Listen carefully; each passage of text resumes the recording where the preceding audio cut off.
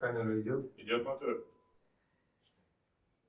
Евгений Вадимович, расскажите, пожалуйста, как вы вообще впервые пришли в политику? Как это получилось? Ну, у меня это получилось довольно курьезно. Вообще, в то время было интересно тем, что огромное количество людей вдруг пошло в политику, и у каждого была совершенно своя дорога.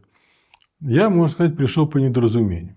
Потому что я в начале 1989 года, у меня была долгая командировка в Таштагол, это город на юге Кемеровской области. Там есть самый глубокий в России рудник железной руды. Вот там пошли горные удары, которые, собственно, моя специальность основная была. Ну, и я там по 2 смены сидел под землей, не вылезая на поверхность. Солнышко не видел. Вот. Телевизор не смотрел, газет не читал. Газеты туда приходили с большим опозданием, и поэтому, когда командировка закончилась, накупил газет, сел в электричку и в Новокузнецк. Еду, читаю газеты, и там короткая заметка. Хорошо помню в газете «Советская Россия», что Президиум Академии наук отказался выдвигать Сахарова в депутаты СССР. Я помню, как я подумал, что хорошо-то как. Чего Сахарову избираться от Академии наук, когда он должен вообще избираться по Первому национально-территориальному округу. Ну и на этом и забыл. Приехал домой, у жены был день рождения пропущенный, мы его стали праздновать, друзья собрались. Праздновали, как в те годы было принято, энергично. И утром мне супруга говорит: а что ты Игорю пообещал, что Сахарова изберешь депутатом? Я говорю: кто пообещал? Ты пообещал, я пообещал. Но вот оказалось, что ко мне Игорь пристал, он тоже работал тогда в Академии наук, в Институте физики Земли. Он говорит: Женя, как же ты мог допустить, чтобы Сахарова не избрали, значит, в Академию наук? А я ему тогда еще, как мне потом рассказывали, объяснял: ну, слушай, я под землей сидел, а вы тут в Москве-то были. Ну, говорит: ладно, ты не бойся, я сказал, я исправлю. Сделаем Сахарова депутата. Вот, ну и я, слово-то дал, держать надо. Ну и пришлось заняться тем, чтобы выдвинуть Сахарова и продвинуть его в депутата. Вот. Причем занимался этим с известным таким сомнением, потому что я понимал, что все равно Сахаров будет избираться не от академической курии. Вот. А потом вот был такой эпизод, когда они с Агдеевым улетали в США, и Сагдеев в аэропорту сказал, что Сахаров принял решение избираться от Академии наук. Дело стало серьезно, заниматься этим пришлось уже не в полсилы. Мы создали в результате клуб избирателей Академии наук, и Андрея Дмитриевича выдвинули и протащили, можно сказать, в депутаты СССР. Ну, вот так вот. Потом он меня пригласил, значит, на собрание московской еще депутатской группы посмотреть, как они работают, что делают. Там Попов был. Я их послушал, они меня спрашивают: ну как впечатление? Я говорю: скверное. Они говорят: почему скверно? Я говорю: собрались умные московские товарищи, что-то между собой обсуждают. На съезд выйдете, над вами всех хохотать будут, потому что вы будете абсолютно чужды для всех. А что делать? Я говорю: давайте мы тогда сформируем некую редколлегию и будем материалы ваших дискуссий распространять по нашей академической сети по всему Советскому Союзу, чтобы новые избираемые депутаты, они получали эти материалы в руки, имели возможность дискутировать. Ну и дальше там пошло, и вот, собственно, я так и влез в политику. Потом, знаете, это как наркотик, она же потом затянула, уже заниматься проблемой горных ударов на глубоких рудниках и шахтах было как-то уже менее охота. Тоже в перья распушишь, а такие люди рядом с тобой сидят, ты с ними разговариваешь. И невольно начинаешь считать себя тоже великим человеком. Так оно. А как проходило избрание Сахарова? Там были какие-то сложности или препятствия со стороны власти? Огромные были проблемы, потому что тогда порядок избрания был следующий в Академии наук. Президиум испугался того, что не выдвинул Сахарова. И решил, прикрыться общественным мнением. И они приняли тогда решение, что депутатов от Академии наук, а их должно было быть 25 человек, по-моему, 25, значит, выдвигает не общее собрание Академии наук, а общее собрание Академии наук, разбавленное выборщиками от академических институтов и организаций. И вот в зависимости от численности института там была квота 1 или 2 человека. Значит, в нашем институте была квота 2 человека, и мне надо было суметь ее получить, чтобы пробиться на это собрание. Это отдельная история, как я там сумел это место себе выцарапать. Вот. Потому что, конечно, этого в списках не было. Там были проверенные товарищи совершенно. Савастьянов там никак не предусматривался. Вот. Но в конечном счете я стал первым. Получилось так, что в Москве наш институт он первым выбирал.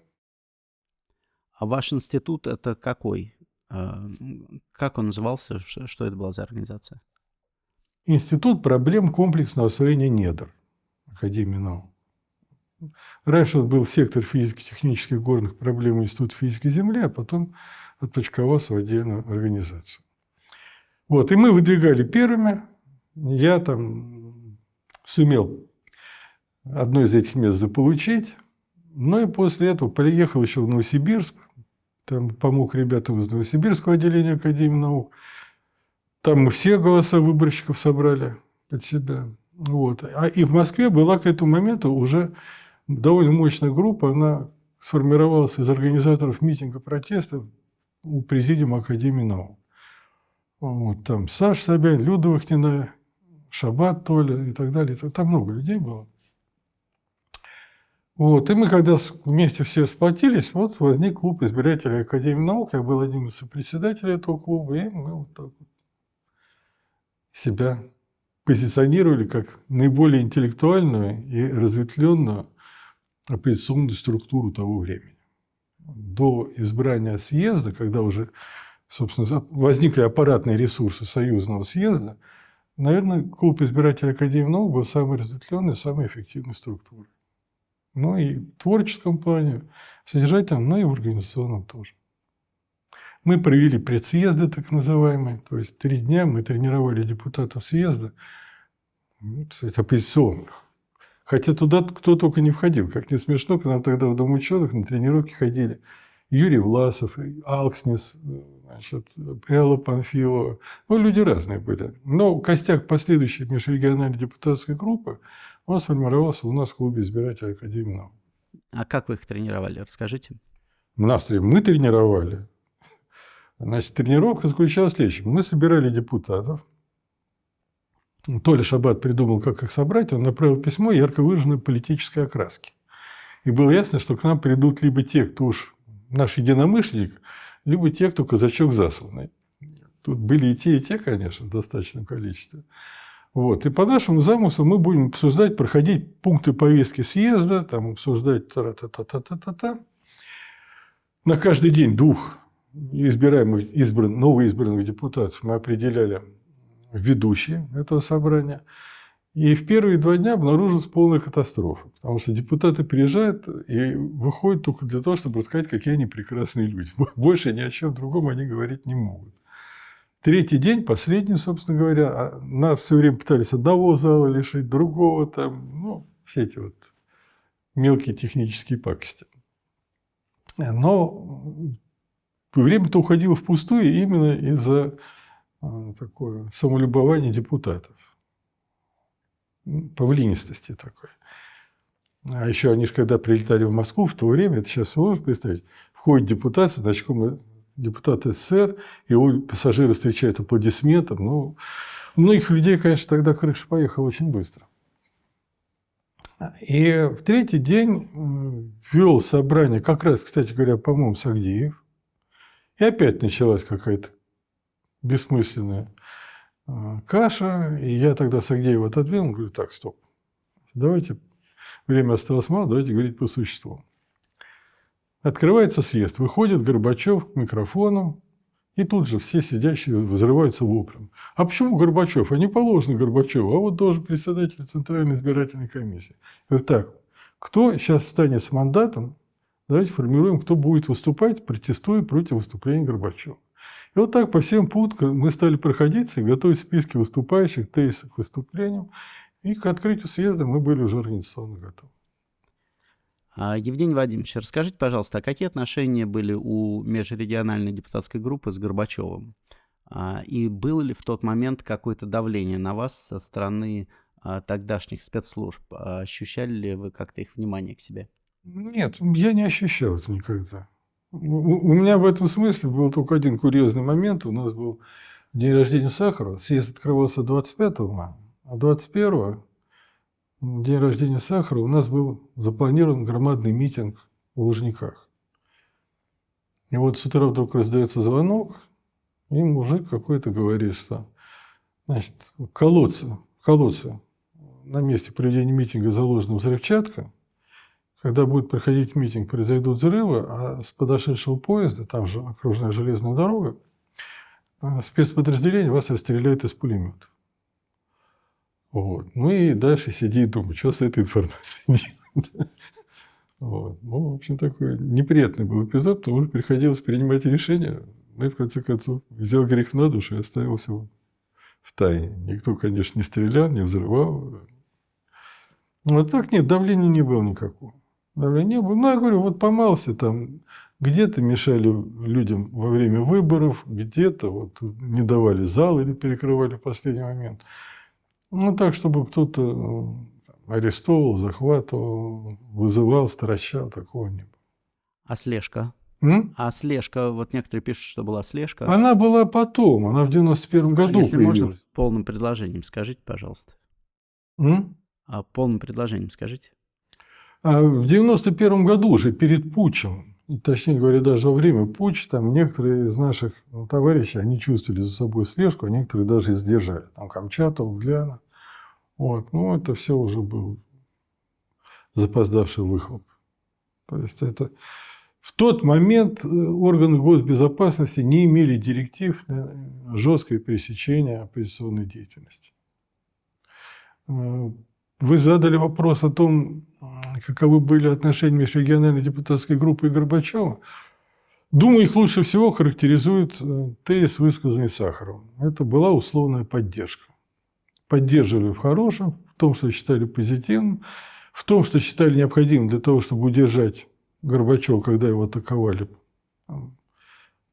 по той классификации правые, ну, лигачевцы, как мы их называли. Вот. И мы, конечно, всегда были... Ну, не мы, я не был членом межрегиональной депутатской группы, как и депутаты вообще. Вот. Но межрегиональная депутатская группа тогда осуждала действия в Тбилиси, скажем. Очень... Ну, вот мне пришлось тогда поехать в Баку, чтобы посмотреть, а что происходит там с событиями, с сумгаитскими, бакинскими. Там у нас, конечно, позиция была более осторожная. И разная, кстати сказать. А расскажите чуть-чуть подробнее об этой командировке. В конце 1989 года произошла серьезнейшая эскалация межэтнического конфликта армян и азербайджанцев. И в Азербайджане, и в Армении. Отношения эти всегда были очень сложными. Всегда были сложными. Когда я в первый раз побывал в Карабахе, это было в 1971 году, довольно давно уже. Вот, я видел, как там детей пугали, что если будешь себя плохо вести, отдадим азербайджанцам. Там. Или когда работал на шахтах, медных шахтах Зангезура, это Южная Армения, там бригадир мне с гордостью говорил, здесь армян только я бригадир, а все остальные у меня турки работают, азербайджанцы. Вот. Но отношения всегда были непростые, в годы советской власти, в общем, конфликт подавлялся, удерживался в определенных рамках. А вот когда вожжа ослабла, это все вышло наружу. И начались очень активные притеснения как азербайджанцев в Армении, так и армян в Азербайджане. А потом это как сработал какой-то триггер, пошли потоки беженцев. И беженцы из Азербайджана, многие из Армении шли пешком, и были погибшие. Это подлило масло в огонь. Ну и всегда на этой почве бандиты стараются, в общем, сорвать куш. Они разгромили 2 дома в Сумгаите. В 2 домах в Сумгаите порезали армянские семьи. Значит, начались волнения, значит, попытались это усмирить, ввели войска. Вот.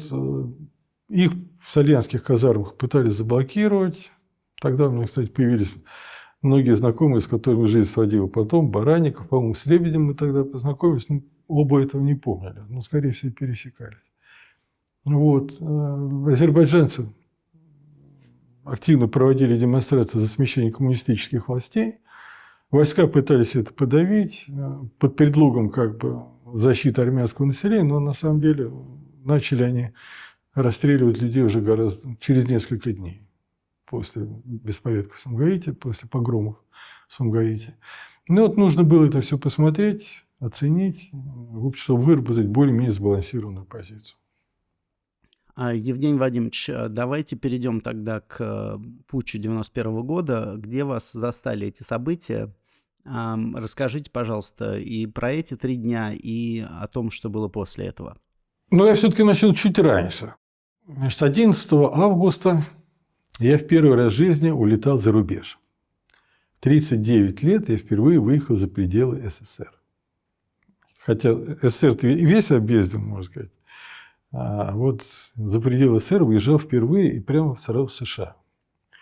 Там была в Сан-Франциско конференция по цифровым технологиям в муниципальном управлении. А я был руководителем департамента мэра Москвы, ну, тема была не чужда, что называется. Вот я прекрасно помню, как 11 числа, утро, солнечное утро такое, стою в Бресте перед выездом в аэропорт и думаю, а все-таки хорошо, что я возвращаюсь 19 числа. Это будет понедельник. Если они начнут переворот, то они начнут его, конечно, в субботу или в воскресенье, то есть в ночь на субботу или в ночь на воскресенье. Но надо же быть полным идиотом, чтобы дождаться, когда люди приедут с дач, когда город будет полным, чтобы тогда, в понедельник, начинать. Поэтому я успею, значит, понять, что к чему, и принять решение уже спокойно. И когда я был в Штатах, ну, там люди все время спрашивали, а что у вас творится, а что происходит. Ну, вообще у нас тогда был некий героический флёр, конечно, на всех на нас лежал. Ну и вот в воскресенье уже, я смотрю, ничего не происходит, и говорю, о, теперь все спокойно. Дальше будет спокойно. Вот, и настрой был от мэрии, мы летим в Москву, приземляемся в аэропорту Шеннон, тогда самолеты без дозаправки не летали еще.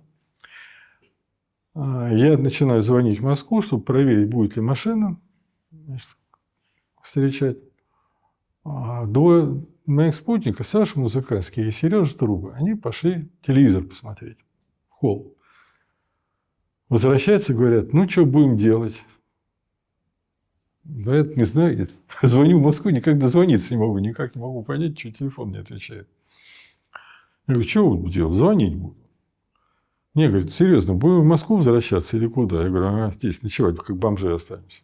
Говорит, да в Москве же переворот. Я говорю, ага, переворот. Все давно перевернули и забыли. Да серьезно, говорят, переворот. Я говорю, какой еще переворот? Ну-ка, идем. Ведут меня, значит, к телевизору. Да. Картина «Лебединое озеро» плюс танки в Москве. Ну, вот мы прилетели. Летели, конечно. Сейчас уже это и смешно вспоминать. А в тот момент это, в общем, были вполне серьезные ощущения. Ты не знаешь, ты летишь. Что тебя ждет, вообще говоря. Вот, поэтому мы договорились с пилотами самолета и по очереди заходили в туалет, сжигали телефонные книжки свои, там, адреса, все контакты ликвидировали. Вот. И надо сказать, что и публика смотрела с таким сочувствием. В общем, на нас смотрели как на неких жертвенников, которые летят, в общем, уже в суп, можно сказать. Но когда увидели, потом я говорю, слушайте, о чем мы боимся? Если это настоящий переворот, граница закрыта, нас посадят где-нибудь в Чехии, там, ну, посмотрим, что как. А если нас пустят, значит, переворот опередешь.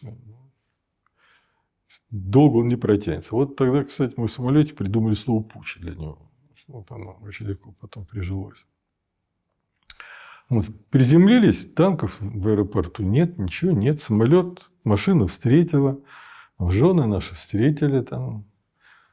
В машине спецсвязь работает. Как-то странно. Ну, что за переворот такой? Ну, вот. Ну, заехали еще, увидели, повидаться там Яковлева и Шеварднадзе. Поговорить мне надо было с ними, чтобы понять вообще, Горбачев-то чего. И что они сказали? Они говорят, мы сами ничего не знаем. Но суть потому, что они ничего не могут сказать от его имени, он им добро не дал, и он молчит. Но у них тоже не было информации в это время. Встретились мы в гостинице «Минск» с ними. Вот, потом приехал, значит, на Тверскую, значит, пошел к Лужкову. Ну, там договорились, разработали принципы как бы, поведения основополагающие. Там, войска не дразнить, наоборот, кормить, гладить по голове, по возможности вести агитационную, ну, короче, разлагать армию, там, как Владимир Ильич Ленин учил. Вот. Ну и так далее, и так далее. Ну, а надо же еще общественное занятие было чем-то. И значит, мы там с Сашей Соколовым взяли карту Москвы и нарисовали схему расстановки баррикад. И вот народ направили на строительство баррикад. Энергию немножко в дело превратили. Вот. Ну, а потом, вот 19-й это был такой вот выплеск масс. 20-й, собственно говоря, был решающий день. 20-й был решающий день. Или-или. И тут, конечно, сказалась позиция Горбачева, тут сказались демонстрации, тут сказалась позиция Ельцина в первую очередь, его жесткость. И полное бессилие организаторов путча. Вот они показали себя полными импотентами, трусливыми, ни на что не способными. Вот. В ту же ночь прилетел Попов из Бишкека. Вот. Мы едем, я ему говорю, Харитонович, я что, боюсь по-настоящему? Что они сейчас выйдут, ну, пусть там по разнарядке, пусть там по директивам, но выйдут людей на улицу, чтобы показать армии, что она защищает правое дело. Ну, и я хорошо помню, там Попов говорит, если бы они умели с улицы работать, они бы давно нас разогнали вообще. Но они этого не умеют. Ну, вот. Вот это вот состояние такого стояния, когда все зондируют, что будет, если пойти до конца, и что будет, если не идти до конца и перейти на другую сторону. Да, там бонусы одни, бонусы другие, ответственно. Ну, в общем, глядя, сказалось то, что Горбачев несколько раз отказался от действий армии в Баку, в Вильнюсе, в Риге, в Тбилиси. И каждый раз армия оказывалась перед ответственностью сама по себе, не прикрыта директивами политического руководства. Все помнили, как за это поплатился Родионов, там, Игорь, да, ну и так далее. Вот. И поэтому армейское руководство, в общем, тоже понимало, что потом на него же все и спишут. Ну, вы видели, как руки трясутся. Там была корреспондент такая, Таня Малкина. Она задала вопрос, тоже один из решающих моментов, между прочим, роль Тани мало кто оценивает, сейчас и вспоминает. Но когда она сказала Янаеву во время пресс-конференции, а вы понимаете, что вы совершили государственное преступление? Вот, они все сидят, дрожатся, потеют. Ну и, конечно, в общем, я потом много говорил с коллегами из ФСБ, ну, тогда еще КГБ СССР было. И они говорили, мы понимали, что нас тянут куда-то. Причем, конечно, там тоже был раскол. Были люди, которые говорили, мы пойдем до конца, велят расстреливать, будем расстреливать. Но подавляющее большинство сказало, да нет, ну тут могут быть наши жены, дети в толпе, откуда мы знаем. Сейчас мы будем этим заниматься. Ну вот, и это мнение стало постепенно преобладающим. Командир Альфа, значит, руководство Московского управления, кроме директора, кроме начальника Московского управления, вот, спецназ МВД, они все потихоньку так созванивались, договорились, что выскажут общую позицию. Мы не пойдем. На штурм мы не пойдем. Потому что разогнать, в общем, было несложно, дело там 15-20 минут было, но кровь пролить пришлось бы в большом количестве. Вот. И это означало там, поставить на себе клеймо на всю жизнь, потому что потом и детям твоим, и внукам твоим придется отвечать на вопрос, а за что твой отец убивал детишек.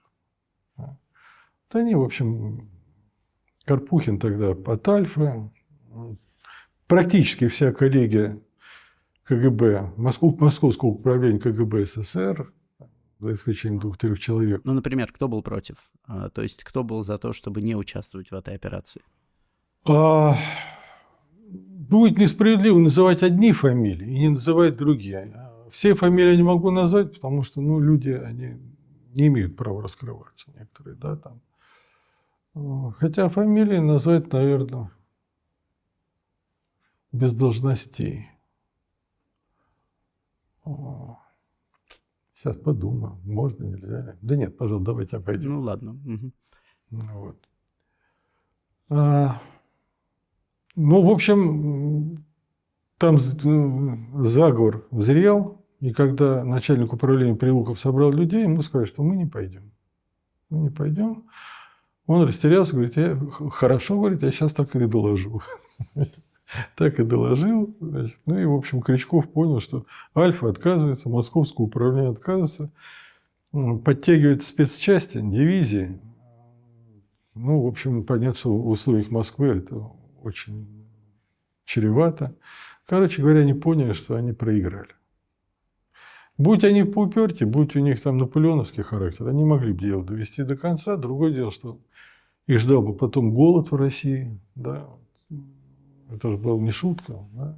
Конец 1991 года мы ясно понимали, что если не будет немедленного отпуска цен, в Москве будет голод. Все. Настоящий голод. Когда люди будут сидеть без хлеба, без чая. Чай там, честно. Без хлеба будут сидеть люди. Питер спасали все время. Там в Питере кончились запасы хлебных дрожжей. Да, и Питер впервые там, после 1942 года чуть не остался без хлеба. Пришлось отправлять туда из Москвы 2 цистерны железнодорожные этих самых дрожжей, чтобы успели фабрики там хлебушку напечь. А что это было время? То есть мы тогда ясно понимали, они нас могут подавить, могут расстрелять, повесить, конечно. Это... Я успел тогда, кстати сказать, на полчасика заскочить с детьми, попрощаться, вот так просто обняться, попрощаться, потому что не знал, конечно, чем все кончится. Но мы понимали ясно и другое, что они могут выиграть это сражение, но дальше у них никакого будущего нет вообще. Они просто... Сейчас у них последний шанс уйти, уступить свое место, цивилизованная позиция. Потом следующая волна придет, уже волна колов, топоров и так далее, и так далее. И тогда уже путь Чаушеску. Скажите, а вы принимали участие в дальнейших событиях после путча, там вокруг здания ЦК КПСС? Я человек, который Расскажите. Я человек, который закрыл ЦК КПСС вообще. Расскажите, если можно. Вот. Это было... мы сразу ясно тогда сидели с Поповым и говорили о том, что, по всей видимости, столетия проходит, суть человеческая не меняется. На 3 дня город надо дать на разграбление. Победители должны, возможно, покуражиться, что ли, посносить памятники, походить на демонстрации. Но это была такая эмоциональная, что ли, составляющая. А содержательно была несколько другая. 23 августа мы сидели втроем и обсуждали, что, собственно говоря, делать в городе, с городом, Попов, Лужков и я. Планировали дальнейший ход событий. Заходит Вася Шахновский, Василий Шахновский. Он тогда работал управляющим делами правительства Москвы. И какой-то листочек бумаги приносит. Отдает его Попову. Лужкову. Лужков посмотрел, хмыкнул, отдал Попову. Попов хмыкнул, отдал мне. И говорит: Леонид Владимирович, выполняйте. А это записка, причем какая-то странная записка, вроде как Бурбулиса на имя Горбачева. Но почерк уж чуть ли не печатными буквами написано. С грамматическими ошибками. Крив, кость. Бурбулис-то я знал. Никак не его почерк. В общем, как-то странно. И резолюция Горбачева согласен. Записка такая, что в здании ЦК, комплексе здания ЦК КПСС идет уничтожение документов, свидетельствующих о причастности КПСС к путчу. Предлагаю, приостановить деятельность комплекса зданий ЦК КПСС.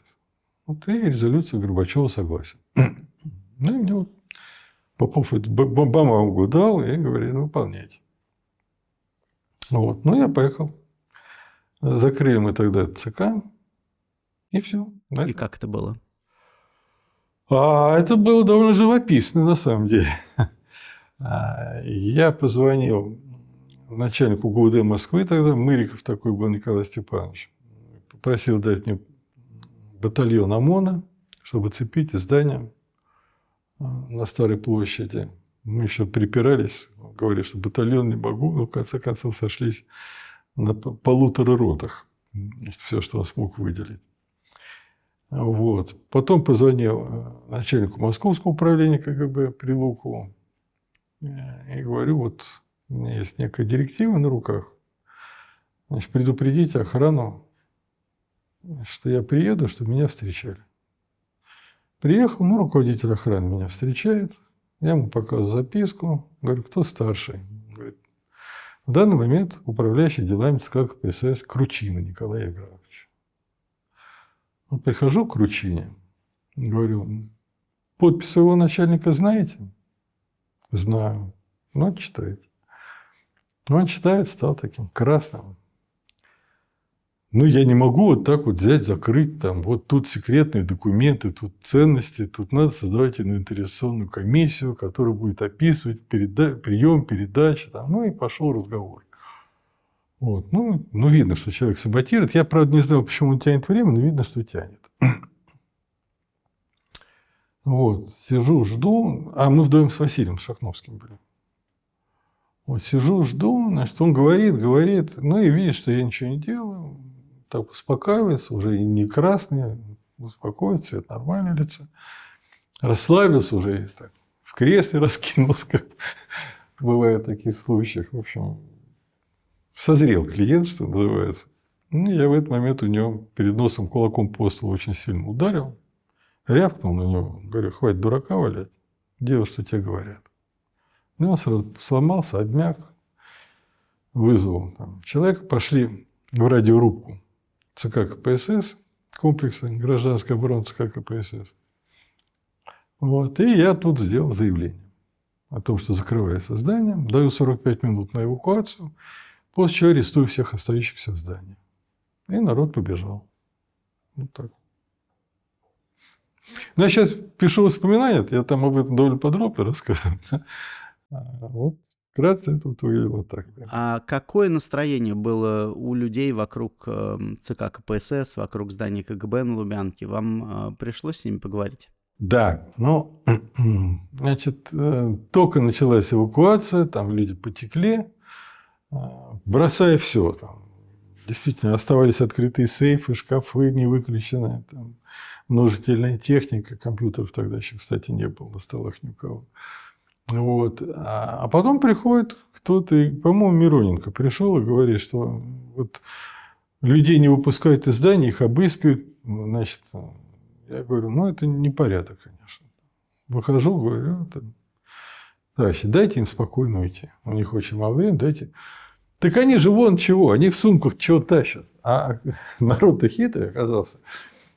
Побежать-то побежали, но перед этим успели забежать в буфет, и весь тамошний дефицит смести. И выходит, а в сумках по тем временам невиданные деликатесы. Колбаса, там, даже сервелат финский, рыба какая-нибудь копченая. Да? Ну, а Москва этого не видел уже года 3-4. Вот, я говорю, ну, не мешайте, пусть последний раз уносят. Поэтому давайте, пусть идут. Ну, а Прокофьев только единственное, кому там оплюху дали. Ну, так все. В остальном прошел под улюлюканье, посвист, но без рукоприкладства. А была какая-то реальная опасность вооруженного столкновения у здания КГБ? Потому что там говорят, что они были... Ну, потом, постфактум, они сами рассказывали, что у них была команда взять в руки оружие. Да ну что, ну, они же взрослые люди. Понимаете, к этому моменту уже позади были, вот я говорю, и Вильнюс, и Рига, и та-та-та-та-та. Если бы они начали стрелять, да, ну, подогнали бы бензовоз один к зданию, залили бы бензином, чиркнули спичкой, и привет. Да. Никаких ресурсов для сопротивления, когда ты отдал улицу, здание защищать нет. Я повторяю, одного бензовоза вот так вот хватило.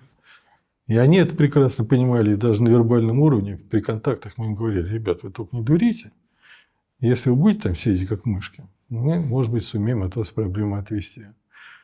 Чуть-чуть. Хоть один выстрел, целый никто не уйдет. У вас был такой разговор? У вас был такой разговор? С одним из людей оттуда был. Да, он приходил узнать вообще, что светит. Он, кстати, сказал, что нам дали команду там, брать автоматы в руки. Я говорю, что ну, возьмете. Ну, застрелите вы там человек 30-40 на улице. Да? Вы же не успеете ахнуть, как весь дом будет пахнуть бензином. А вот вы после путча встречались с управляющим делами КПСС Кручиной, который еще через несколько дней после этого выпал из окна. А что там на самом деле случилось? Тогда были 3 одновременно, ну, с интервалом в несколько дней. Значит, он, Павлов и Лесоволик. 3 работника, которые могли быть причастны к финансовым проводкам ЦК, они по одинаковой схеме вдруг выпрыгивали из окна и разбивались насмерть. Я думаю, что их убивали. А кто? И как? И почему? Те, кто хотел сохранить при себе эти финансовые потоки. Потоки были выведены под конкретных людей, которые в этой обстановке поняли, что теперь-то можно не отчитываться и не возвращать. Речь идет о какой-то партийной валюте, которая оседала на зарубежных счетах? Да, да. Думаю, что в конечном счете все сводилось к этому. Но в той обстановке, в общем, всерьез никто не разбирался, не копал. Списали на самоубийство. Но 3 самоубийства по одному сценарию. И почему-то, ну, единственный, там, Ахрамеев еще кончил жизнь, и Пуга, да. Но, в общем-то, никто из политического руководства страны жизнь не оканчивал. А вот только хозяйственники почему-то оказались такими чувствительными людьми, что вот не могли перенести крах СССР. Хочу подчеркнуть, это мое предположение. Это я не утверждаю это. Евгений Вадимович, тогда такой вопрос. Вот в тот момент, в той обстановке после путча или, скажем, сразу после развала СССР, возможно ли была люстрация или такой серьезный настоящий суд над КПСС там в 91-92 годах? И почему всего этого не произошло? Первое. Значит, суд над КПСС был. Да, было дело, оно так коротко называлось, дело о КПСС в Конституционном суде. Оно рассматривалось, тянулось очень долго, кончилось пшиком. Да, и, конечно, знаете, что это за фильм был? По-моему, «Обыкновенное чудо». И там звучала похожая фраза от короля-негодяя. Значит, в этом процессе по делу КПСС обвинители были члены КПСС, представители, значит, защищающей стороны члены КПСС, судьи члены КПСС. Какой мог быть результат в сухом осадке? Потом прошло сколько там? 6 лет. Я подготовил проект указа о закрытии КПСС, который написал, что значит, судебное оспаривание настоящего указа допускается только в судах, в составе которых нет членов КПСС, бывших членов КПСС. Поскольку оспаривать, значит, указы президента мог только Конституционный суд, а Конституционный суд не мог рассматривать в таком случае из-за того, что там одни члены КПСС, можно было закрыть автомат. Вот. Но в 1991 году была возможность, она была упущена просто потому, что Ельцин не был революционером до мозга костей. Он был человеком, которого жизнь подвигла вот к таким действиям. Он потом учился, постигал, но так до конца путь революционера ментально он не прошел. Вот у нас была встреча там, в 1991 году, когда актив Дем России пришел к нему, значит, с вопросом, он только вернулся из затянувшегося отпуска, что, собственно, происходит. Революцию совершили, шеф уехал отдыхать. Революции вроде так не делаются. Вот. И я ему сказал, что вот надо принять решение. У нас все-таки что, революция или эволюция? Если у нас революция, то ее надо делать революционными методами. Да? Делать ее под диктовку парламента, доставшегося от прежнего государства, невозможно. Вот. Поэтому то, что у нас, говорю, сейчас происходит, называется эволюция. Да? Мы пытаемся революционной цели достичь эволюционными методами. Это невозможно. Это приведет к противоречиям. Ну, так оно и получилось в конечном счете. Но вопрос о люстрации вы ставили? Ну, иллюстрация, я имею в виду Дем России. Там. Иллюстрация же не может идти сама по себе. Сначала должно было быть принято решение относительно коммунистической партии. Да, вот Поскольку решение коммунистической партии оказалось половинчатым, даже слабо половинчатым, то какая потом иллюстрация? Да нет для этого никакого основания. В технологическом плане иллюстрация бессмысленна была. Я могу сказать так. Ко мне много раз обращались по этому поводу. Я говорю, ну хорошо, вот мы выгоним с работы всех бывших членов КПСС. Да? У нас же профессионалов не останется. Надо ясно понять, что был партаппарат, да, причем частью, кстати, имевшей полезные функции. Ведь что оказалось кадровой сущностью революции вот того периода? В личном плане, да?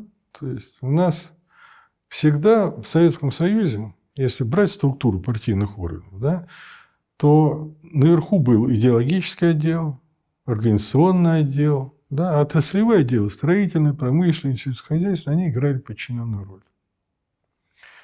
И на первых ролях в государстве всегда были выходцы номенклатуры идеологического отдела, орготдела ЦК.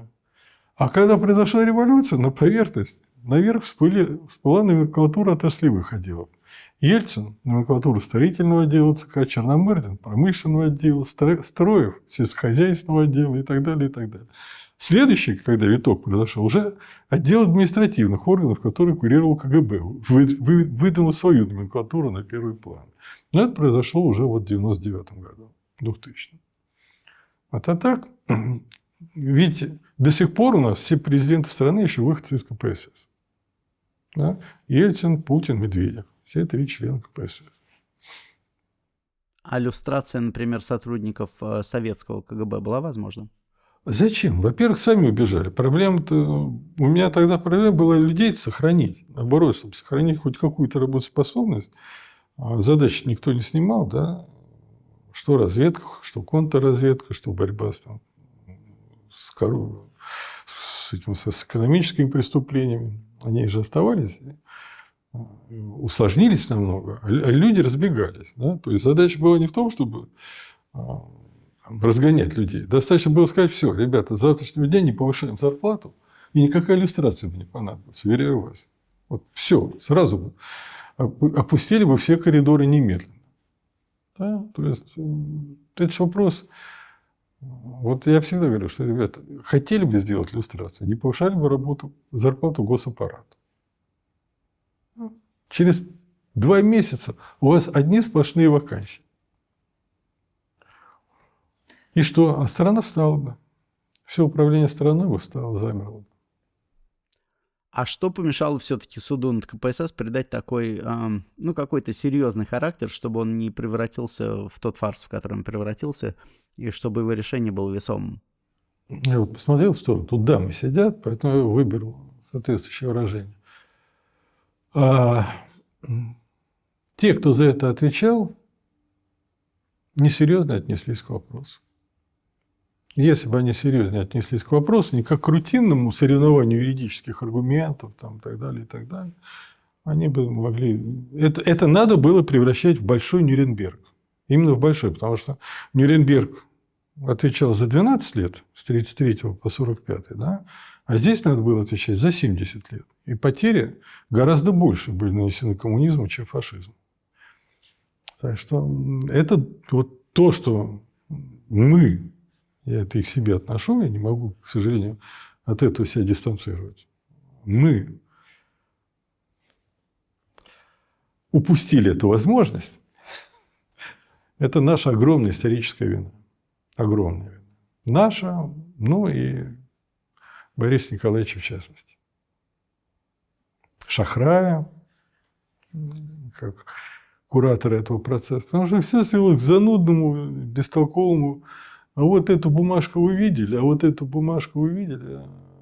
и речь шла о другом.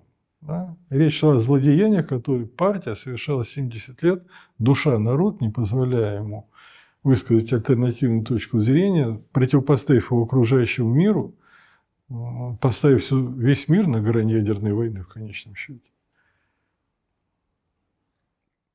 Вы стали начальником управления КГБ по Москве и Московской области. Как это получилось? И когда вы, собственно, оказались руководителем этой структуры, с чем вы тогда столкнулись? Какая была ситуация? Какие задачи перед вами стояли? Ну, как я оказался, я сам-то узнал довольно поздно. Если можно, скажите, что в таком-то году я стал начальником управления КГБ. Короче сказать, новая власть после ГКЧП ведь сосуществовали союзные структуры и российские структуры в Москве. Да? А подавление путча еще не говорило о том, что союзные структуры не постараются взять реванш. Уже при участии Горбачева непосредственно. Поэтому нужна была нейтрализация. Поэтому в первый день Горбачев поменял руководство силовых структур на своих людей, а уже на следующий день их Ельцин поменял на своих людей. Ну, так скажем, Шабаршина сменил Иваненко. Да, там Громов, по-моему, сменил Бакатин. Нет, Бакатин сменил Шабаршина. Вот, там сменил Баранников.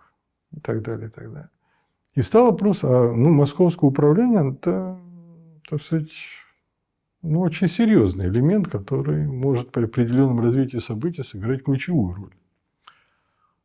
И встал вопрос, кому курировать его. Ну вот, после долгих терок, сомнений, споров, потому что ведь путч закончился 23-го, 24-го, 25-го, а назначили меня только 6 сентября. То есть, это вот мое назначение, оно же вышло за 4 подписями. Такой довольно редкий случай. Там подписи стоят снизу вверх. Попов, Бакатин, Ельцин, Горбачев. Все подписали. Вот. Но это было серьезное решение, кого сажать, кому передавать рычаги управления такой важной структуры, как Московское управление. И я узнал об этом в здании аэропорта. Для меня это было совершенно неожиданно. Я был несколько шокирован. Но когда пришел, то увидел то, что и не мог не увидеть. Я увидел людей, в общем, растерянных. Растерянных, не знающих, что их ждет завтра. Готовых, собственно, принять любую участь. Уйти, остаться. Кто-то хотел уйти необратимо, и ушел. Кто-то был достаточно хитер и предусмотрительно заранее себе подготовил площадку для эвакуации, и очень хорошую. А кто-то не видел себя иначе, как на работе в Московском управлении.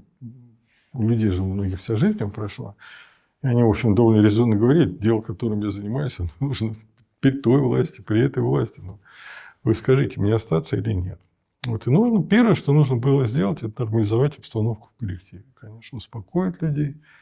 И это была первая задача. В общем, прекратить брожение умов и сказать, что все, хватит, там, проехали, давайте теперь работой заниматься. Задача, конечно, иногда приходилось новые ставить, это понятное дело. Или корректировать старые тоже. Камера идет. Идет вопрос. Какие задачи и как вы корректировали вот эти задачи перед своими сотрудниками? Давайте я приведу один пример такой характерный. Да? По должности я должен был руководить операциями, связанными с освобождением заложников в самолетах. Да? Захватывается самолет там, с людьми на территории Московского региона. И в таких случаях я должен командовать операцией по освобождению этих людей. А для того, чтобы командовать операцией, что должно быть? Должен быть утвержденный план проведения операции. Да? И как раз получилось так, что к моменту, когда я занял кресло в своем новом кабинете, пришло время переутверждать ранее действовавший приказ. Мне его приносят на переутверждение. Любопытно же, все заново приходится проходить. Начинаю его читать. Первое, что читаю. Цель операции является предотвращение вылета воздушного транспортного средства за пределы СССР. Я беру, зачеркиваю и пишу. Цель операции является сохранение жизни, здоровья членов экипажа и пассажиров воздушного судна. Теперь с учетом этого идите, переделывайте все, весь приказ. Такой пример. Угу. А у вас на этом посту появилась возможность получить доступ к какой-то информации, которую вы раньше не знали? Ну, наверное, не операционного, а, скажем так, политического свойства, может быть. Да вы знаете, если говорить о политической информации, то особенно нет. Потому что, ну, в общем, там, где есть свободная пресса, а пресса в те годы была, ох, какая свободная. Вот. Просто, знаете, когда пересел в новый кабинет, ты вдруг почувствовал себя в новом качестве, потому что вдруг тебя начали бить. Ты к этому не привык, и к этому надо было привыкать некоторое время, что пресса, которая тебя раньше любил как там, демократа прожженного, да, начинает тебя лупить как ГБшника. Вот. Ну и тут это... Короче сказать, пресса в этот момент уже давала и нашей, и зарубежной такое количество политической информации. Но и все-таки я варился в этой среде политической. Но особых сюрпризов для меня, конечно, там не было. Больше того, мне, как правило, приходилось поправлять коллег, потому что они иногда события воспринимали не в полном объеме, не во всей широте, не во всех необходимых связях. То есть проблема заключалась в аналитике, которая все-таки, когда я еще в департаменте мэра работал, мы получали там аналитические записки Московского управления и всегда просто с грустью разводили руками, на каком низком уровне они выполнены. Потому что, конечно, вот когда ты реально знаешь жизнь, там, тебе начинают говорить о том, какие опасности там, торговли цветами, грубо говоря. Потому что, ну, конкретная национальная криминальная группа подминает под себя этот рынок, начинает покупать чиновников, та-та-та-та-та. Но мы-то знаем в 10 раз больше обо всем об этом. Понимаете? Так что там специфическая информация была. Она касалась там, тех отраслей, там, где есть гостайны, где есть шпионаж, контршпионаж, вот такие вещи. Это, конечно, присутствовало. Я никогда с этим миром не соприкасался, но пришлось заниматься там, миром организованной преступности. Да, вот. Даже с кое-с кем встречаться. Ну, вот. Это была новая для меня среда. Да, ее я увидел, но ее, в принципе, любой опер из милиции знает лучше. И я об этом много раз убеждался, когда потом с работниками тогда существовали так называемое управление по борьбе с организованной преступностью. РУОПа, ГУОПа. Ну, они, конечно, знали про уголовный мир во много раз больше. Или московский уголовный розыск, когда с ними общаешься. Они тебе все стрелочки, связи расписывают, кто у кого на связи, кто у кого на контакте, кто с кем в ссоре. Это любопытно. Вот это было любопытно, потому что я реально не знал, вот, как много людей, широко известных, особенно из творческой среды, напрочь переплетены с миром криминальным. Вот это для меня было неожиданно.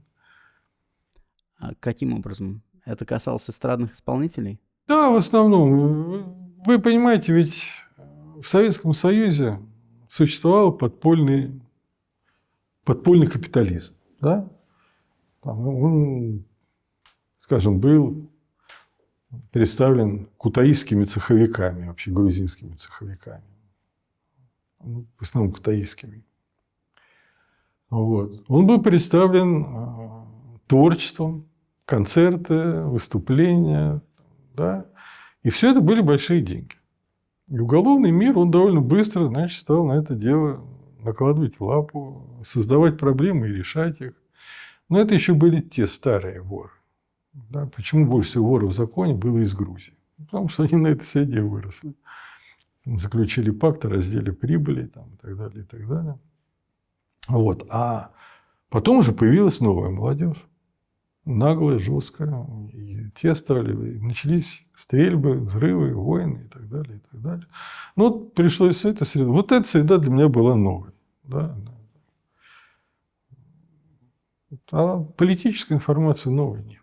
Практически не было. Давайте тогда перейдем к 1993 году, к противостоянию Ельцина с Верховным Советом, которое в результате вылилось вот в эти печальные октябрьские события. Как вы считаете, с учетом опыта вашей работы в КГБ, можно ли было избежать вот этой трагедии в октябре 1993 года? Ну, давайте так. Ответить на этот вопрос надо сложно. Да? Потому что сначала давайте подумаем вообще о диалектике революции. Да? Она начинается с того, что против какого-то класса, сословия, там, группы, кооперативы, монополизировавшие власть и не делящиеся ни с кем, объединяются все. Да, все дружно дружат против тех, кто вцепился в власть и ее не отдает. Да? До тех пор, пока общими усилиями это у кого-то не сваливают и не выгоняют. Но дальше начинается вот эта старая дружба моментально превращается в соперничество, в борьбу за власть, и она идет до уничтожения предпоследнего из победителей. Да, вот обычно логика революции такая. В редких случаях удается революцию превратить в консенсусный процесс, когда, свергнув предыдущую власть, все договорятся: нет, и вам место есть на поляне, и вам, и вам, и вам. Ну, как там в Испании после Франко. Но это редкий случай. Чаще же все-таки победители бьются до последнего. Поэтому конфликт между победителями был неизбежен. Можно было избежать таких форм, как в 1993 году. Мы обязаны были его избежать. Но для этого мы обязаны были принять вот те решения о переходе к революционной стадии, а не к революционной. И первое, что, конечно, мы должны были сделать, это провести после путча референдум, полноценный референдум о выходе России из состава СССР, и в это же время разогнать Верховный Совет, съезд российский, хотя они были героями, выступавшими против путча, но как герои они могли бы и переизбраться. Но нам же достался Верховный Совет и съезд, который был сформирован еще под диктовку партийных органов. Да, и совершенно не соответствовал новой системе. У нас и президент, кстати сказать, избирался еще в той стране. Да? Но он все-таки один, и он был более как-то гибок и более склонен к реформам. А нам достался парламент, в котором преобладали еще советские, совковые даже настроения. И мы не ликвидировали КПСС, полноценно коммунистическую организацию. Мы не запретили коммунизм в России. Вот как коммунизм 70 лет запрещал все другие политические течения, так мы обязаны были закрыть на 70 лет возможность любым коммунистическим организациям участвовать в политическом процессе. Как только любая коммунистическая организация, которая имеет право адсорбировать ностальгию по предыдущим временам, участвует в выборах, выборы превращаются в нечестные. Вот у нас честных выборов не было не потому, что кто-то их фальсифицировал, а потому что коммунистов допускали до выборов. Участие коммунистов в выборах после 70 лет гегемонии делает их автоматически нечестными. Пример простой. В 1957 году, по опросам общественного мнения, при проведении открытых выборов в Германии, в Западной, НСДАП набрала бы наибольшее количество голосов. Это не наша черта. Немцы, как видите, у них было то же самое. Но немцы НСДАП не допускали до выборов. И ни одну организацию, которая объявляла себя правопреемником или объявляла о своем сродстве НСДАП, к политическому процессу не допускали. Участие коммунистов до сих пор искажает российскую политическую сцену. Если бы мы тогда переформатировали решительно поляну, мы бы не дошли до событий 1993 года. И в событиях 1993 года можно было не перейти кровавую грань. Потому что все-таки при всех там поправках, перекосах и так далее, и нарушениях законодательства, я согласен, и то, что Ельцин совершил государственный переворот, я тоже согласен. Это так, он нарушил Конституцию, но нарушал Конституцию и съезд, и Верховный Совет, и лично Хасбулатов, и так далее, если не букву, то дух. Но все-таки это был не более чем указ о досрочном проведении парламентских выборов. Ну ладно, не нравится вам, что этот указ вышел, но не доводите его до края. Идите и баллотируйтесь и побеждайте на выборах. То, что они начали стрелять в людей, то, что у них взял верх военное крыло, это, конечно, результат того, что Хасбулатов, Рудской потеряли управление людьми, которые сидят у них в Белом доме. Я всегда говорил о том, что никакого расстрела парламента не было. Парламентарии остались все живы и здоровы. члены их аппаратов остался жив и здоров. Погибали только бандиты, понаехавшие из разных регионов, радикалы-экстремисты, взявшие в руки оружие, и случайные свидетели. Там, да? Вот. Поэтому это был не расстрел парламента, а расстрел бандформирования, засевших в здании парламента. Вот то, что им удалось там найти крыло, и то, что особенно то, что им передали оружие, которое было, хранилось в Белом доме, значит, это вот стало решающим толчком. Потому что если бы они тогда вот не начали убивать людей, ведь первых два случая, первых два убийства были на Ленинградском проспекте, Терехов там со своими орлами полетел стрелять. Вот. Милиционеры и женщины просто вышли на окно, на балкон посмотреть, что там на улице за треск раздается. Шальной пулей убил. Ну и после этого уже события стали закручены. Но опять-таки они могли еще отойти от этой опасной черты, но их философией было все-таки насилием добиться победы. Полностью 100% ответственности за силовое развитие событий лежит на оппозиции. А вы тогда работали в мэрии? Нет, почему? На Лубянке. А вы работали по-прежнему в московском управлении, да? Да. А вы, Московское управление КГБ, какие действия тогда предпринимали в связи с тем, что происходило на улице? Ну, по характеру наших действий, можно сказать так. Во-первых, я считаю, что мы, конечно, провалили ситуацию. В целом спецслужбы России ситуацию провалили. Они не должны были дать перейти вот этому конфликту из политической фазы в силовую. Мы постарались это сделать, и мы сделали много, потому что я считаю, одним из выдающихся достижений работы Московского управления в тот период, когда я там был, было то, что были годы, когда Московское управление изымало из нелегального оборота оружие больше, чем вся система ФСБ вместе взятая, не считая военной контрразведки. Ну, там просто могли эшелон армейский завернуть с танками и так далее. Вот. А нам, в общем-то, удалось в значительной степени, не целиком, не полностью, но в значительной степени ограничить нелегальный оборот оружия в столичном регионе, и это сказалось. Потому что почти все оружие, которое было у боевиков, они взяли в Белом доме. У них не было оружия, с которым они могли просочиться, прийти туда и так далее. То есть, главное было в этом. Вторая задача, конечно, это была разведработа нормальная. Да, это нам надо было понять, собственно, какие там идеи ходят, не хотят ли они взять палки в руки. Там. Оказалось хуже, хотят взять автоматы. Вот. Ну, и там был еще целый ряд вещей, которые мы делали, чтобы постараться смягчить ситуацию. Но в целом мы, конечно, провалили ее. Это факт. А в смысле провалили в том плане, что не удалось их разоружить? Но это же не ваша была зона ответственности. Ой, понимаете, провалили в том плане, что не смогли достаточно жестко отделить радикалов от людей разумных. И произошло то, что люди, пусть недовольные, но разумные, начали протест. К ним присоединились радикалы, которые перехватили рычаги управления и повели это на боевое столкновение.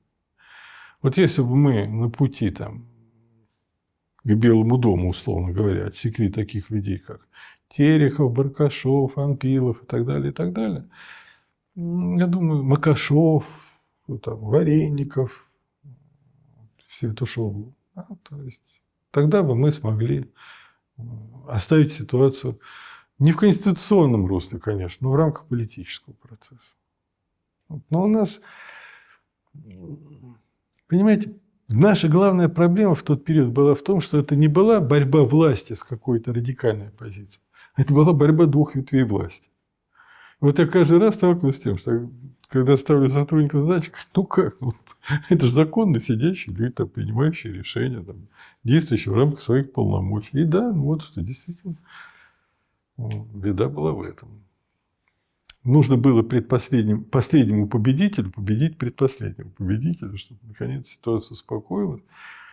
И яркий пример, там, до 93-го года, до конца 93-го года Ельцин был полон сил, энергичен, но страну все время шатало, трясло и так далее, и так далее. Когда вот закончилась борьба последнего и предпоследнего победителя, когда была принята Конституция, Ельцин уже как бы немощен он не был, а порой по много месяцев недееспособен, откровенно, да, все-таки страна бы жила более-менее спокойно. Вот таких потрясений уже больше нет. В этой истории Октябрьской есть много загадочных моментов до сих пор. Якобы с чердаков окрестных домов велся снайперский огонь трассирующими снарядами. Непонятно, что это были за снайперы, чьи это были снайперы, то ли сотрудники служб безопасности, то ли это была провокация со стороны Белого дома. Белый дом, естественно, отказывается от того, что это были их снайперы. Слушайте, расскажите, пожалуйста. Отказываться можно, да. Потом мы немножко, драматизируя ситуацию, используем слово «снайпера». И у нас сразу появляется образ какого-то там великолепно подготовленного спеца, который со специальным прибором, лежа на крыше, выцеливает цель на расстоянии 1,5 километра и снимает ее в яблочко. На крышах были стрелки. Да? Когда проводится операция, ей всегда предшествует приказ о штатной расстановке сил. Если бы были снайперы армейские там, или наши, был бы приказ, по которому мы бы действовали. Да? С расстановкой там на крыше такой-то, там идет Петров на позицию такую-то, Иванов на позицию такую-то. А в государственных структурах там невозможно вот так вот сказать и не зафиксировать на бумаге все это. Ведется журнал боевых действий. Если бы это было бы обнаружено. А то, что со всех сторон была толпа людей, которые старались сорвать штурм Белого дома, это очевидно. Ведь цель работы снайперов была не более эффективно провести штурм Белого дома, а сорвать его. Да? И кому это выгодно? Ответ напрашивается сам собой. Так что, а кричать «держи вора» – это давно известная тактика. Это ни для кого не секрет. Давайте еще буквально пару минут про 93-й год поговорим. Многие рассказывают, что после окончания этих событий еще чуть ли не 2 недели или около недели в разных частях Москвы якобы шла какая-то стрельба. Какая стрельба? Какие-то перестрелки между... Да никаких, слушайте, слухи ходили. Там каждую уголовную разборку пришивать к политическим событиям не надо. Нет. Там еще часа 2 или 3, не 2-3 недели, а часа 2 или 3 там истерически военные на каждую тень реагировали. Это было. Потом был просто дан категорический запрет на применение оружия всем. Понятно, что всем государствам структурам. И с этого момента стрельба затихла. Просто им сказали: все, не стреляйте ни в кого. А они там же ходят, не стреляйте. И все, и вдруг стрельба прекратилась. Там, слушайте, переоценивать людей тоже нельзя. Обстановка такая, когда пули посвистывают, поневоле хочется стрелять во всех вообще, лишь бы самому выжить. Нет, 2-3 недель никаких не было. Потом была работа по розыску лиц, причастных к организации беспорядков, по розыску и задержанию. Это обычное уже мероприятие. Давайте тогда перейдем к Чечне. Вы, если я ничего не путаю, уже находясь в администрации президента, да, имели отношение к развитию событий в Чечне в 1994 году, вернее, к началу этих событий, то есть принятию решений о начале военных действий и штурме Грозного. Как вы думаете, все ли тогда было сделано правильно и как вообще эти события развивались? Нет, давайте не путать. В администрацию президента я пришел в 1996 году. Угу. Да, и в администрации президента единственное, чем я в этом плане занимался, это в январе 1997 года меня Ельцин попросил освободить из Чечни всех наших военнопленных после Первой войны. Вот я год занимался тем, что вытаскивал людей из плена. И, кстати говоря, у меня что-то, скорее всего, я путаю, но что-то у меня Никитин, которого задержали сейчас, и ошибочно задержали, то у меня впечатление такое, что у меня он был среди моих клиентов, не один ли он из тех 990... Да, он был в Чечне, я где-то это читал. Не один ли он из тех 992 парней, которых мне удалось вытащить из чеченских зинданов. Вот. То есть я в администрации президента занимался только этим. Да, я имею в виду, конечно, события 94 года. В 94 году, да. В 94 году я, ну, там получилась такая история. Я в апреле 94 года я подал прошение об отставке Ельцину. Уходить надо было. Я решил уже из органов, что называется. Вот, он мне отказал, и мне вдобавок к московскому управлению навесили еще и курирование общероссийского управления по борьбе с терроризмом. То есть на мне уже, кроме московского управления, лежала ответственность за борьбу с терактами, с терроризмом и политическим экстремизмом по всей России. Вот. И так, тогда в поле зрения ко мне попала Чечня, я там нелегально побывал, и побывал по периметру, там поездил, по всему. И подготовил записку Ельцину о том, что вот, ну, понятно, ситуация с Чечней была крайне неблагополучна, по сути, даже и нетерпима. На территории России существовал абсолютно неконтролируемый очаг, на который стремилась базироваться серьезная часть организованной преступности, там, от так называемых чеченских авизовок и кончая просто бандформированиями, которые туда уезжали после очередного задания по принципу «стерика, выдачи нет». Вот. И я ему предложил 5 вариантов. Первый вариант. Ну, я сейчас могу попутать нумерацию. Но, по сути, первый вариант – оставить все как есть. И пусть оно идет, как идет. Вариант второй – предоставить Чечне полную государственную независимость. Вариант третий – ввести войска в Чечню. Вариант четвертый – ввести войска в Чечню на территории северных районов только, на левобережье Терека, на Урский и Шелковской районы. Вот. И вариант пятый – поддержать реально большими усилиями поддержать антидудаевскую оппозицию, которая уже была к тому моменту, начиная с 1992 года, на территории Чечни. И Ельцин выбрал вариант, там он был третий у нас, вариант с поддержкой оппозиции. Ну, и мы тогда стали поддерживать временно. Ну, выбрали сначала. Надо было принять решение, какую часть оппозиции поддерживать. Выбор был сделан в пользу Временного совета. Мы стали его поддерживать активно. И, в общем, эта линия, она была, на мой взгляд, исключительно эффективна и успешна, пока не появилось желание добиться быстрых успехов, добиться быстрых результатов, легко просто решать проблемы. И в какой-то момент отошли от того принципа, а у нас принцип был немножко литературным, я сформулировал тогда, ни одного русского солдата, ни одного русского выстрела на территории Чечни. Потому что я понимал, что как только мы туда сунемся, все внутренние противоречия чеченцев будут моментально забыты, они все объединятся против российской агрессии. Вот. И до штурма Грозного в ноябре 1994 года эта линия выдерживалась. Но потом была совершена ошибка.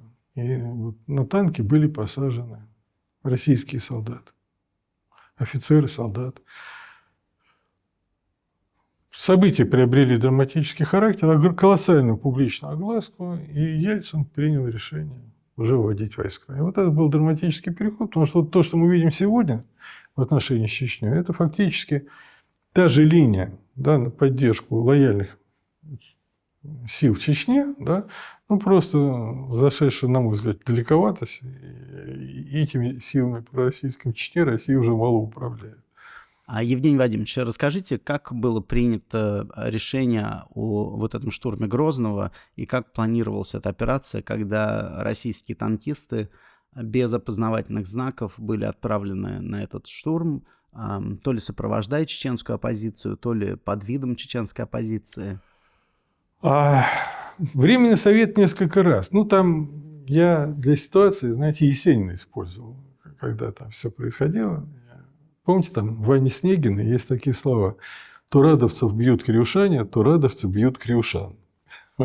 Так и здесь. То силы Временного совета били дудаевцев, то дудаевцы били силы Временного совета. Там в общем-то, чаша весов колебалась, хотя, в общем, процентов 75 территорий мы к тому моменту уже контролировали. Дудаево остался Грозный и там несколько горных районов. Веденское ущелье, Наурское ущелье. Вы имеете в виду, контролировали лояльные России Да, чеченские силы, да? Да. К понятию лояльной России тоже надо относиться немножко с чувством юмора. Там у людей были у каждого свои мотивы. Но, в принципе, они слушались указующего перста Москвы. Вот. И Временный совет, по мере того, как набирал силы, все время хотел, ну, а что мы сидим? Ну, давайте сходим, Вот. Первый раз поход состоялся в сентябре. Зашли в Грозный, постреляли ночью. И понял, что, конечно, все-таки надо понимать, что Временный совет обладал, под его командой стояли такие, ну, партизанские отряды. Полноценного обучения. Они проходили, конечно, определенное обучение. Многие ребята служили еще в Красной армии, там имели определенные навыки. Но даже командиров тактического звена не хватало. И уж там командиров среднего звена тем более. Вот. И для такой штуки, как ночной бой, они поняли, они не приспособлены. И второе, что они не могут противостоять огню артиллерии, когда на руках только легкое стрелковое оружие. Они загорелись идеей, что нужны танки. А танк штука полезная, но без экипажа не очень. К танку нужен экипаж. Встал вопрос о наборе экипажа. Вот. Были разные варианты, к сожалению, был выбран экипаж набора в России. Я считаю, что вот это было драматическая ошибка. Это делать не надо было. А вы пытались как-то воздействовать на Ельцина или на силовых министров, чтобы объяснить эту позицию, что там не должно быть русских? Ну, во-первых, какое-то время я командовал операцией, и поэтому не то, что объяснял, я вводил это директивно. Вот. А потом, когда управление операцией перешло уже к Министерству по делам по национальной политике, значит, ну, там... Это кто? Тогда во главе министерства стоял Егоров Николай Дмитриевич. Вот. А непосредственно Котенков Александр. Вот. Ну, там они уже по-своему рулили. У нас осталась функция только такая. Специально разведработа, контрразведывательная работа. Мы уже отошли на второй план, они занимались. Ну, вот, мне кажется, там они совершили эту ошибку. Мы-то как раз предлагали, и вполне конкретно, не на уровне там, гипотезы, а конкретное решение с набором экипажей в других местах. Вот, скажем, у нас уже был опыт к этому моменту соответствующий. Ну вот. А в каких местах? В других. Зачем сейчас теребить людей? В других местах. Вот. И пойти по пути наименьшего сопротивления, по пути простейших решений, в данном случае это, видимо, была серьезная ошибка. Следует это признать. А Котенков, я думал, работал в Думе.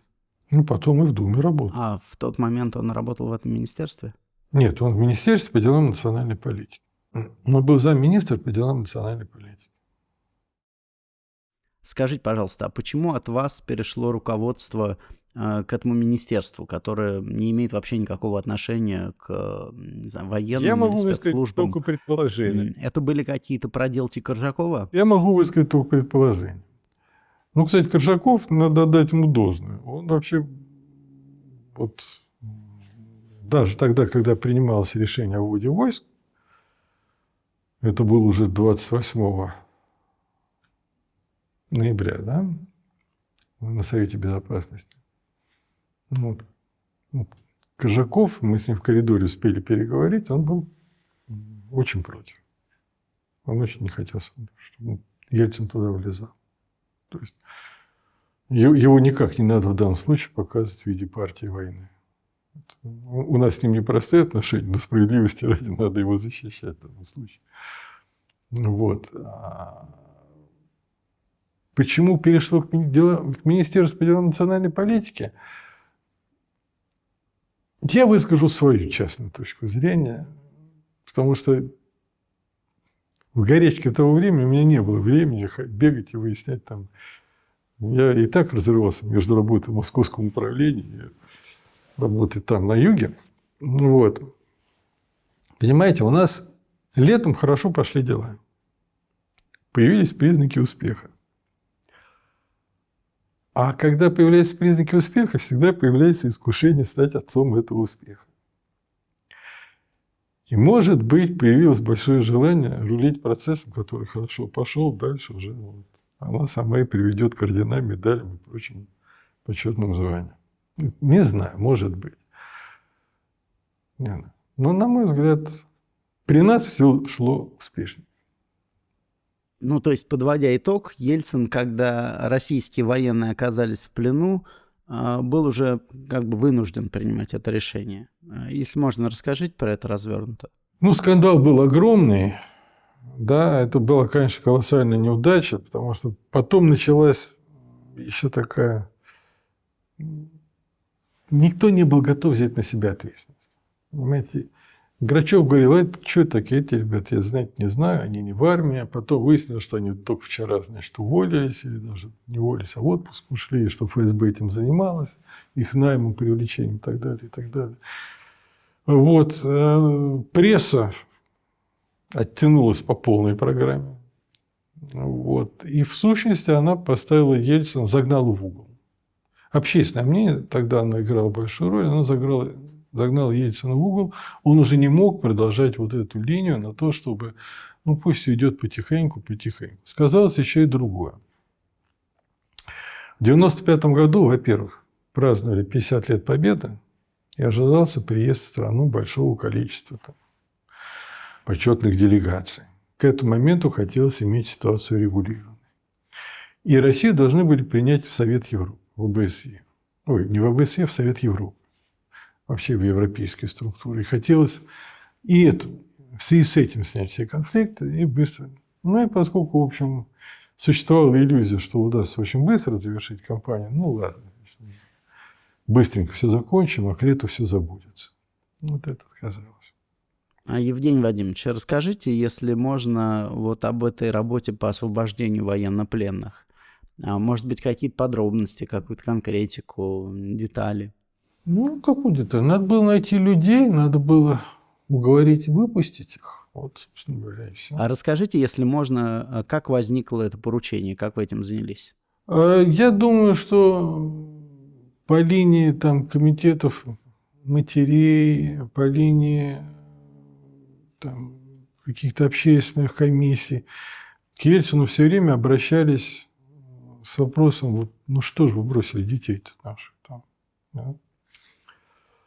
Там проблема она была двоякая, и мне обеими сторонами пришлось заниматься, потому что там было большое количество неидентифицированных погибших.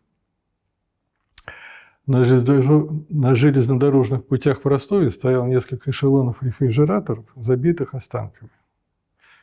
И надо сказать, что это вот очень тяжелое впечатление, конечно.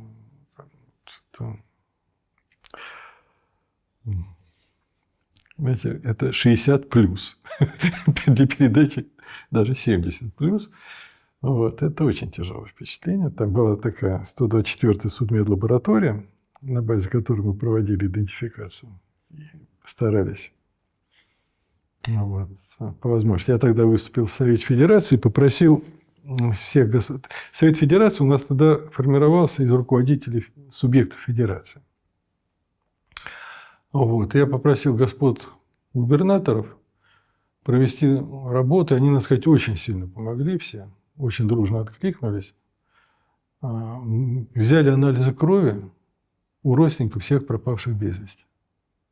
И создали такой уникальный банк данных для последующего использования при определении, при идентификации останков, хотя некоторые были в том состоянии настолько обожженные, что, к сожалению, ДНК-анализ по тому уровню технологии провести было невозможно. В общем, это была очень, очень тяжелая, скорбная и мучительная работа. И у нее был еще один аспект. Мне пришлось поехать в Грозный тогда, вот, и столкнуться с тем, что на меня чеченские матери оказывали давление. А где наши дети? Вы вот за своими приехали?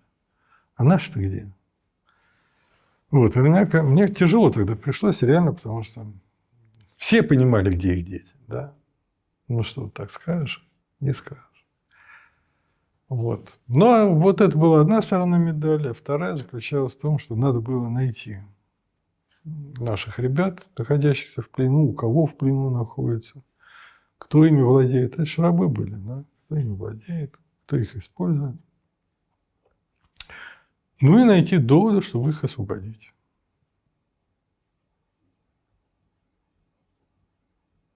Без денег. Уговаривали. А какие это могли быть доводы? Короче говоря, через год я Борису Николаевичу доложился. Борис Николаевич, вы такую задачу ставили? Он говорит, да, помню. Он говорит, докладываю. В плену было 996 человек. Вытащил 992. Четверо отказались возвращаться, перешли на ту сторону. Он сидит, смотрит, а почему об этом никто не знает? Я говорю, Борис Николаевич, вы мне поставили задачу людей вытаскивать, а не пиариться. Задача выполнена. Дальше уже вопрос пиара, не мой вопрос. Вот так вот. Ну, расскажите все-таки, каким образом это удалось сделать? Какие доводы у вас были? Если не выкуп, то что это были за аргументы? Поговорить с людьми всегда можно. Ну, вы обменивали людей, вы угрожали, я не знаю. Да, общались. Вы это лично делали или... Ну, мне редко приходилось этим заниматься, но один случай мне чуть потом не обернулся уголовным делом. Вот знаете, это жизнь такая занятная. Там в 95-м году уже после того, как я от этой проблемы был отстранен и даже уволен, значит, был, это стоит не в 95-м, в 96-м, да? Захват Первомайска. Ну, в Кизлярской больнице, потом, значит, Радуев дошел до Первомайского села, и там его, помните, может, это рассказ о снайперах, которые там сидят, каждый держит на мушке. Вот. И там по дороге бандиты захватили еще блокпост с новосибирским ОМОНом. Те сдались без сопротивления в плен. Ну и попали в плен в обычные условия. Вот. И министром внутренних дел тогда был такой Куликов Анатолий Сергеевич. Вот он мне позвонил, говорит, Евгеньевич, ну вот прошу, по-человечески, я знаю, что ты занимаешься другими людьми, военнопленными, эти паразиты сами в плен сдались. Но я тебя прошу, ну вот вытащи ты их тоже. Да, ну, говорю, не моя задача. Вот. Да и вообще, вот, те, кто так сдаются. Ну, я тебя прошу, ну ладно. Вот. Ну, пришлось мне этим заняться, а потом года через 2, уже будучи депутатом, Куликов написал на меня в прокуратуру донос, по которому меня вызывали на предмет возбуждения уголовного дела. Ну, вот так вот. Жизнь такая штука. А почему он написал донос? Ну, потому что я вызвал оттуда на переговоры одного человека. Нехороший человек, там, с большим количеством негативных черт и плохим опытом жизненным. Но с ним можно было решать проблемы. Вот для того, чтобы вытащить этих новосибирских ОМОНовцев, я его вызвал на переговоры. Он прилетел сюда, ребята Куликова прямо в аэропорту его схватили, поместили в специзолятор и стали из него, значит, правду вышибать. Вот. Мне звонят и говорят, что ну тогда, значит, ваших людей, которые, значит, разыскной работой занимаются, мы же тоже их видим. Мы с ними также поступим. Вот. Я звоню Куликову, ты что делаешь-то? Ты понимаешь, что ты большую работу срываешь? Не говоришь о том, что по твоей просьбе мы начали все. Вот. А он ни в какую. Вот у меня есть данные, что у него криминальное прошлое, что есть основания для его задержания, ареста. Да ему есть, конечно, кто же спорит. Вот, но нет, вот ра-та-та-та-та. Ну, я пишу Черномырдину письмо. с изложением таких вещей. Все-таки для министра Куликова какой-никакой начальник, говорю, давайте вы с вашим министром разберитесь одно из двух. Либо он, значит, выпускает этого товарища, значит, из узилища, либо я отзываю всех людей, докладываю президенту, что поставлена им работа остановлена по вашей и Куликовой вине. Вот. А прошло некоторое время, года два, и Куликов, держа в руках эту записку, подал заявление в прокуратуру, что Савастьянов за взятку написал такое письмо. Я приезжаю на запрос, мне говорят, вот вы писали это письмо. Я говорю, да я не помню. Про что ну хотите, я вот сейчас при вас подпишу, что я писал. Следователь берет, а правда, письмо-то какое хорошее. Чего же они к вам пристали-то? Ну, вот такие бывают еще сюрпризы. Но это мелочь, это такая суета-сует. Неважно. Ребят вытащили, и слава богу. Потом другое дело, что, к сожалению, в общем, вытащить-то вытащили, а нормальной реабилитации не было. И не у всех хорошо жизнь сложилась. А вы за ним следили потом? Ну, конечно, не за всеми. У меня же других дел много было. Но, к сожалению, были случаи, когда их матери обращались, вот что сын не туда понесло, помогите, там, та-та-та-та. Каждый раз это была большая проблема. Знаете, японцы, по-моему, говорят так, что если ты спас человека, то ты перед ним виноват и обязан. Ты ему спас жизнь, теперь ты за него отвечаешь, чтобы у него жизнь была нормальная.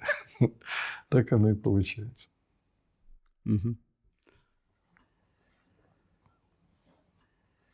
Мы приближаемся к завершению, простите. Да, приближаемся. А вот прямо последний вопрос тогда.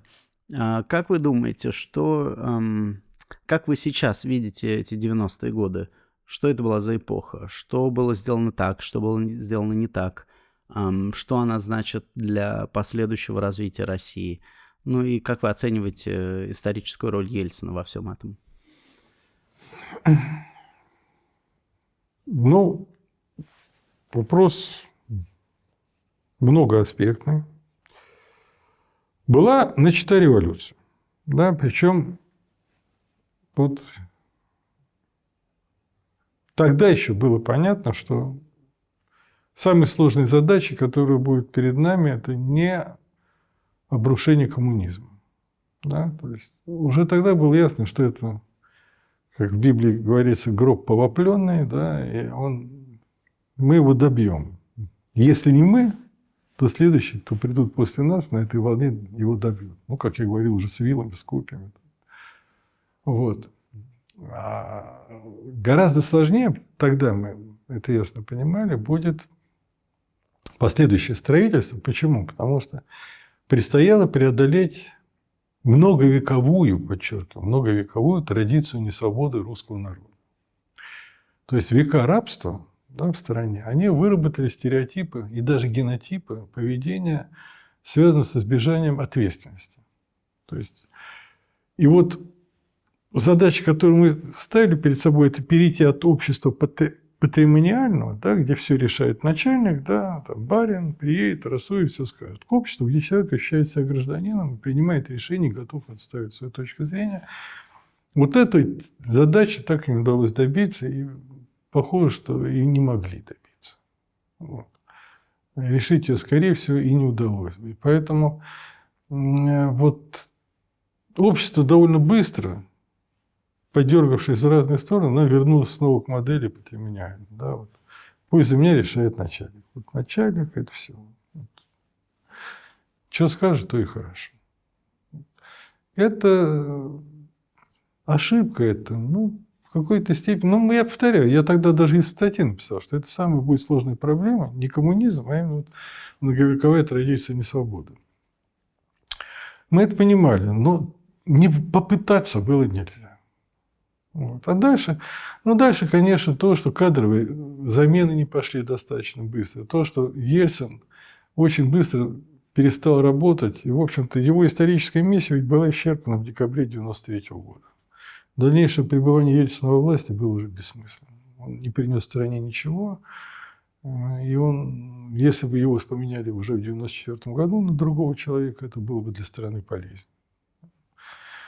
Но Борис Николаевич был ледоколом, который пробил, или молотом, который пробил стену, разрушил стену. да, который открыл окно в новый мир, там, который на своем личном авторитете там, поддержал первые реформы. Потому что если мы возьмем, что осталось на сегодня от эпохи Ельцина, да, и почти ничего.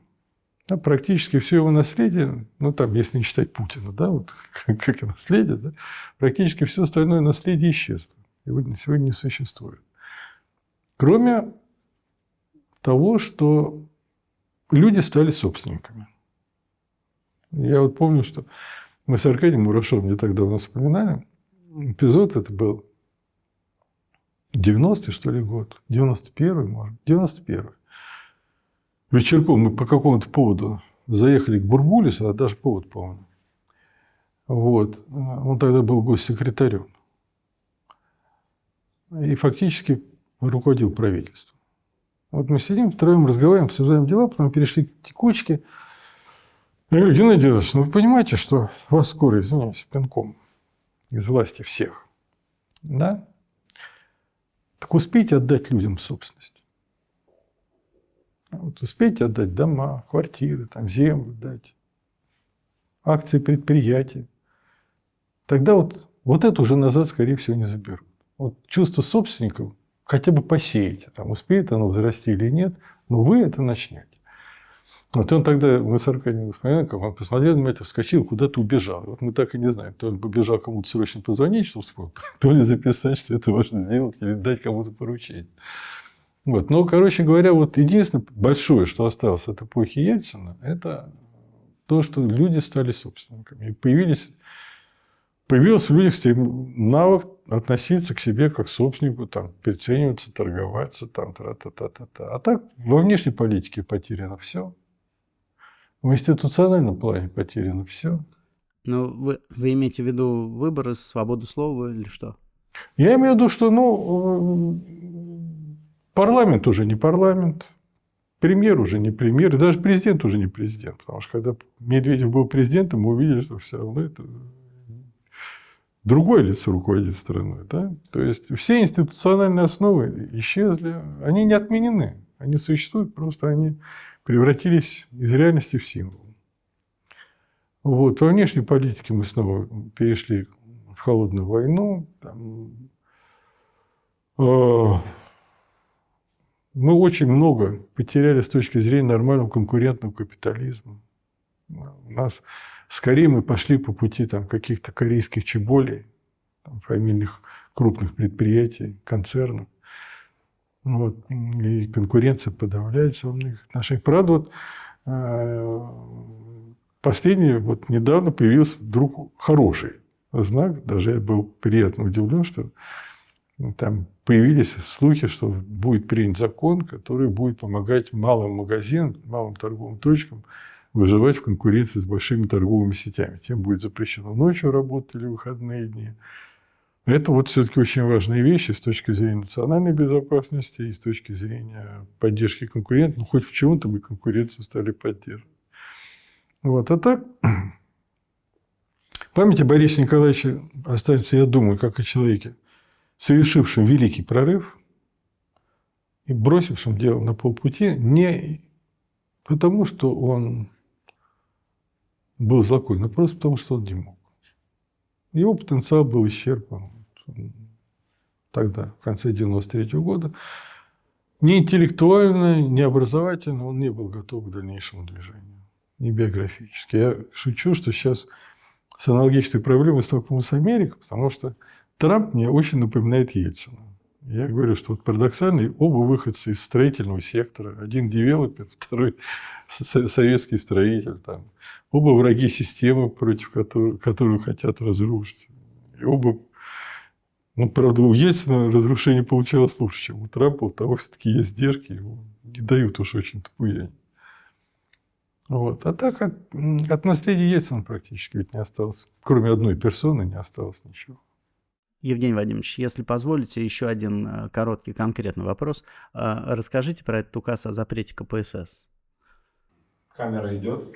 Идет пока. В 1998 году, когда вот после дефолта августовского ситуация снова предельно обострилась, удалось ее разрулить только назначением Примакова, успокоить немножко. Но, в общем, Ельцин понимал, что надо как-то вот искать дальнейшие шаги выхода из ситуации. Я тогда в инициативном порядке, что называется, подготовил проект указа о запрете коммунистических организаций в Российской Федерации. И, значит, вот второй пункт указа, что судебное спаривание разрешается только судьям, никогда не состоявшим в КПСС, в коммунистических организациях. Вот. Зюганов как-то узнал, видимо, о нем, потому что я помню сцену, мы стоим во дворе в Кремле, значит, во дворе после какого-то совещания с Кокошиным беседуем, подходит Зюганов и говорит: Кокош, Андрей Афанасьевич, скажите Севастьянову, что все попытки разогнать коммунистическую партию будут пресечены народным возмущением. Та-та-та-та-та-та. Я говорю: да, Геннадий Андреевич, ну что, в самом деле, надо будет закрыть, закроем. Будет кому такая. Вот, на это мы расстались. Но Борис Николаевич не пошел. Ну, а вы считаете, это было возможно политически? Да, возможно, конечно. Возможно, это возможно. Мы сейчас, видите, вот сейчас 2017 год. И мы опять стоим перед вопросом оценки того, что произошло 100 лет назад. И боимся этой оценки. Ну, потому что мы оправдываем действия большевиков по разгону учредительного собрания, да, по выходу, по Брестскому миру. Или осуждаем. Мы с ними или не с ними? Ответить на этот вопрос и сегодняшняя власть не может. Да, и сегодняшний народ не может. Потому что как-то мы считаем себя одновременно и монархистами, и кадетами, и большевиками. Всем сразу, понимаете, вот люди. А быть наследником и того, и другого невозможно. Да? Нельзя быть наследником, допустим, Веймарской республики и Гитлера одновременно. Хотя там все-таки связь органичнее, Гитлер был законно избранным канцлером. Да? Вот. От наследия гитлеровского Германия отошла. А мы от наследия ленинского не отошли. Ну, это печально. Спасибо большое. Пожалуйста.